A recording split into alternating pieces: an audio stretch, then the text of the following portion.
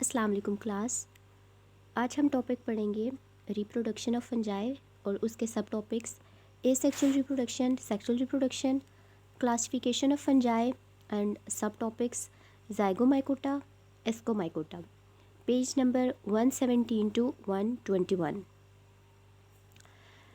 Fungi जो है ये दोनों जो टाइप्स हैं रिप्रोडक्शन की, यानी एसेक्सुअल और सेक्सुअल रिप्रोडक्शन, दोनों टाइप से रिप्रोड्यूस कर सकती है। एसेक्सुअल रिप्रोडक्शन जो है ये होती है by the help of spores, conidia, fragmentation या ब्रीडिंग। स्पोर्स क्या होते हैं?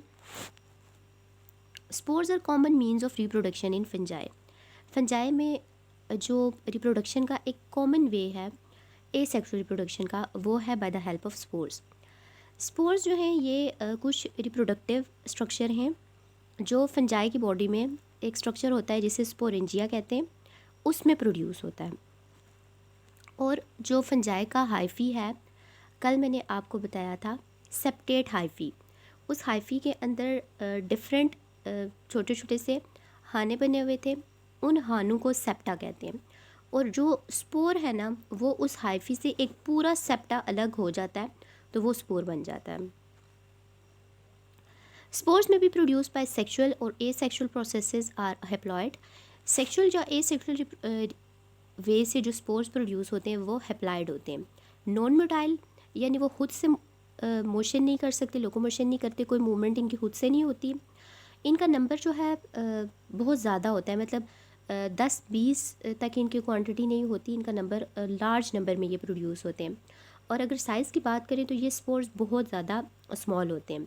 डिस्पर्सल इन स्पोर्स का कैसे है कि क्योंकि ये खुद तो नॉन मोटाइल है ना, तो इनको कोई इंसेक्ट्स जो हैं वो एक जगह से दूसरी जगह ले जा सकते हैं अपनी बॉडी के साथ चिपका कर। इसके अलावा कुछ स्मॉल एनिमल्स हैं, उनकी बॉडी के साथ अगर ये चिपक जाए तो वो इनको एक जगह से दूसरी जगह ले जाते हैं। रेन स्प्लैशेस, अगर बारिश का पानी पड़ता है किसी फंगस पे और उस पर स्पोर्स प्रेजेंट हैं, और उस बारिश के जो स्प्लैश से ना, जितने दूर तक वो स्प्लैश जाएगा और वहाँ तक वो स्पोर भी चला जाएगा। तो जितना भी मतलब ड्राई जो मेथड है ना, एयर हो गया, इंसेक्ट, एनिमल्स, और इन सब से जो स्पोर्स हैं वो एक जगह से दूसरी जगह जाते हैं। कुछ जो स्पोर्स हैं उनको डिस्पर्सल के लिए सिर्फ जो मीडियम है ना उनका, वो वाटर होता है, लेकिन जो फंजाई है इनको वाटर नेसेसरी नहीं है, ये पानी के बगैर भी जो है डिस्पर्स हो सकते हैं। दूसरा जो मोड ऑफ इनका एसेक्सुअल रिप्रोडक्शन है वो है कोनोडिया, जिसको सिंगुलर अगर हम देखें तो उसे कोनोडियम कहते हैं। कोनोडिया ये भी स्पोर्स की तरह नॉन मोटाइल हैं, एसेक्सुअल स्पोर्स हैं ये, और ये जिस स्ट्रक्चर में बनते हैं उसको कहते हैं कोनोडियोफोर्स। स्पोर्स जो हैं वो स्पोरेंजिया में बनते हैं, और कोनोडिया जो हैं ये कोनोडियोफोर्स में बनते हैं। कोनोडिया भी एक हाइफी की ही मॉडिफिकेशन है। इनकी जो प्रोडक्शन है वो चेन्स या क्लस्टर में होती है, या तो ये लॉन्ग चेन्स में बनते हैं कोनोडिया, या गुच्छे की शक्ल में होते हैं। और अपनी प्रोडक्शन के बाद कोनोडिया जो हैं ये काफ़ी टाइम तक सरवाइव कर सकते हैं। स्पोर्स की जो लाइफ ड्यूरेशन है ना, उनका सर्वाइवल पीरियड है वो थोड़ा सा कम है। कोनोडिया जो है ये ज़्यादा टाइम तक सर्वाइव करते हैं। फ्रेगमेंटेशन, फ्रेगमेंटेशन एक ऐसा प्रोसेस है जिसमें सिंगल कोई भी हाइफी का जो माइसीलियम है ना, वो माइसीलियम का जो हाइफी है उसमें से सिंगल अगर थोड़ी सी भी कोई ब्रेक डाउन हो गया है, वहाँ से कुछ पार्ट ब्रेक हो गया, तो वो जो ब्रोकन फ्रेगमेंट है वो उससे एक कंप्लीट न्यू फंजाई जो है वो बन सकती है। उसके बाद जो मेथड है वो है ब्रीडिंग का। ब्रीडिंग ज़्यादा कॉमन यीस्ट में है। यीस्ट जो है ये सेक्सुअली रिप्रोड्यूस करते हैं बाय ब्रीडिंग। ब्रीडिंग में क्या होता है कि छोटे छोटे से एक एसिमेट्रिक ग्रोथ बनती हैं फंजाई की बॉडी पे, तो वो बर्ड जो है अगर उस बॉडी से सेपरेट होता है, यानी पेरेंट बॉडी से सेपरेट होता है, तो वो बर्ड एक न्यू फंजाई में ग्रो कर सकता है। जिस तरह से आप पोटैटो बर्ड से फेमिलियर हैं, पोटैटोज़ के ऊपर छोटे छोटे से बर्ड्स बनते हैं, और उन बर्ड्स को काट कर अगर ज़मीन में लगा दिया जाए तो उससे एक न्यू प्लांट बनता है। इसी तरह यीस्ट की बॉडी में भी छोटे छोटे से बर्ड्स बनते हैं, और उन बर्ड से एक न्यू यीस्ट ग्रो कर सकती है।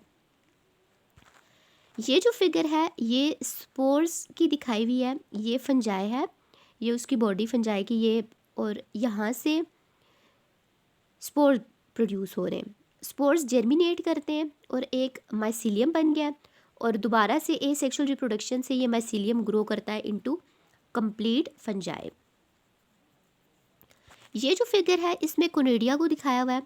ये देखें, ये जो छोटे छोटे से क्लस्टर या फिलामेंट टाइप ये जो स्ट्रक्चर है ये कोनिडिया का है। यहाँ से ये कोनिडिया, ये भी हाइफी का ही एक स्ट्रक्चर है, मोडिफिकेशन है ये हाइफी की। ये कोनिडिया यहाँ से सेपरेट होते हैं और एक कंप्लीट फंजाई में ग्रो कर जाते हैं।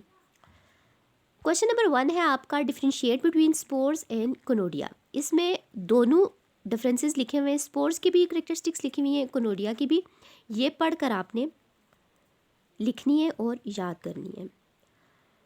नेक्स्ट टॉपिक है सेक्सुअल रिप्रोडक्शन। सेक्सुअल रिप्रोडक्शन तो हमें पता है कि वो रिप्रोडक्शन की टाइप है जिसमें हैप्लॉइड न्यूक्लियस जो है वो कंबाइन करते हैं, और इसके अलावा मियोसिस होती है।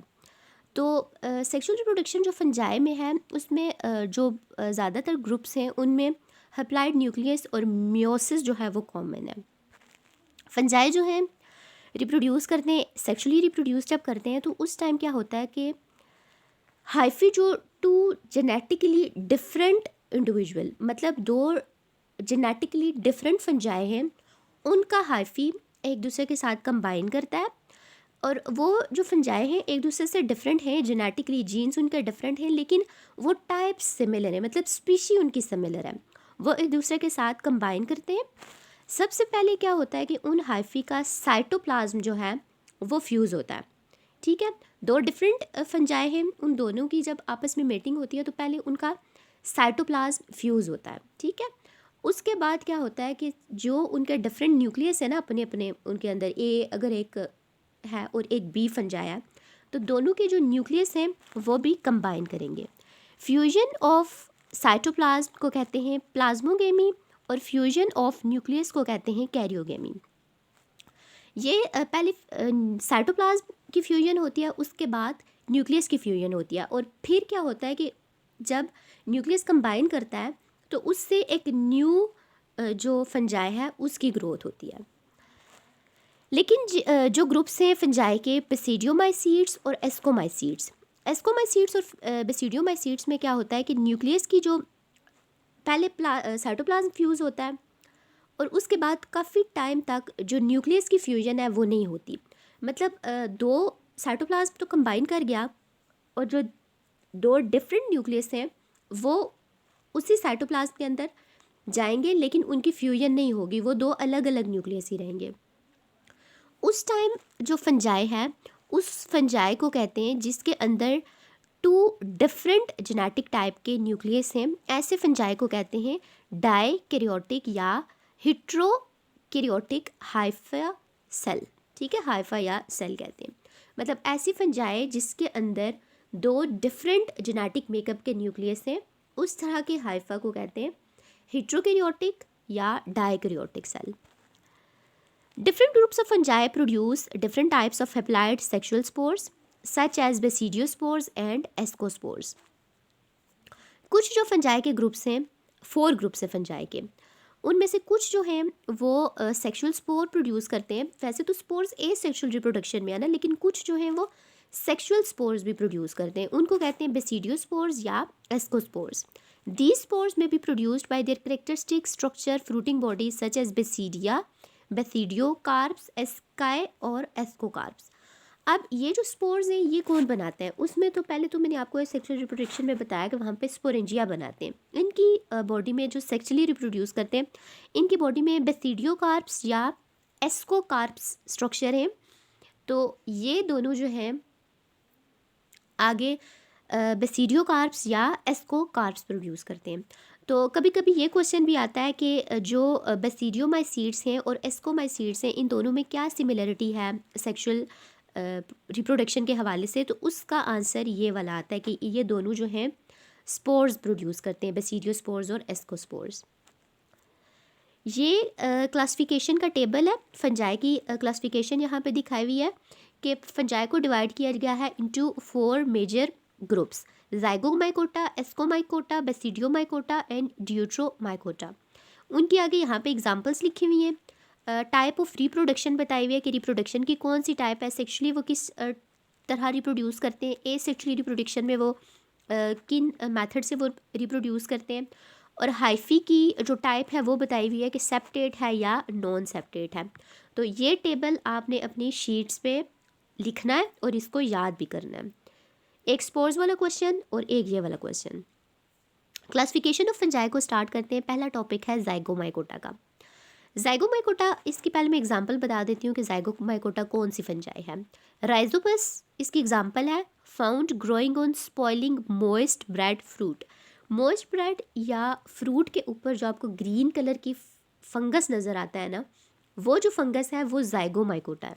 उनको ज़ाइगोमाइसीड्स कहते हैं या कंजुगेटिंग फंजाई कहते हैं। During their sexual reproduction zygote form directly by the fusion of hyphae form temporary dormant thick walled resistant structure called zygospores. अब ये कहते हैं कि जैसे इनकी सेक्सुअल रिप्रोडक्शन होती है तो उसके बाद क्या होता है कि इनकी बॉडी में थिक डॉर्मेंट रेजिस्टेंट स्पोर्स बनते हैं। स्पोर्स तो आपको पता चल गया कि स्पोर क्या स्ट्रक्चर है और वो किस लिए बनता है। जैसे ही कोई अनफेवरेबल कंडीशन है तो फंजाई की बॉडी में जो सेक्सुअल रिप्रोडक्शन हुई है उसके बाद ज़ाइगोट जो है वो क्या बना देगा, स्पोर्स बना देगा, और उस स्पोर को कहते हैं ज़ाइगोस्पोर। और इस ज़ाइगोस्पोर की वजह से ये जो पूरी फंजाई है इसका नाम है ज़ाइगोमाइसीड्स।